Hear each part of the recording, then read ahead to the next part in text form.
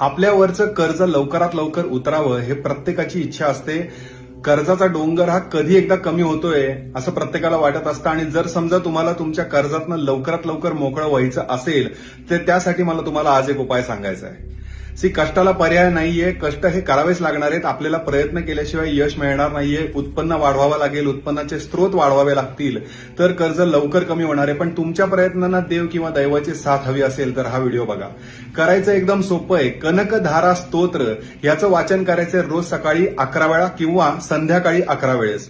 स्तोत्र वाचन करणं जमणार नसेल तर एक मंत्र मी इथं देतोय, या मंत्राचं वाचन देखील तुम्ही करू शकता. आणि यासोबतच कनकधारा यंत्राची स्थापना घरामध्ये जर आपण केली तर त्याचा फायदा होतो. ऑनलाईन पण मिळू शकतं, अशा पद्धतीनं दिसतं. आणि जर ते मिळत नसेल तर या पद्धतीनं घरच्या घरी तुम्ही लाल पेनानी कागदावरती काढू शकता आणि ते घरामध्ये देवघरात ठेवू शकता. शिरीष कुलकर्णी, श्री श्रद्धा ऍस्ट्रॉलॉजी.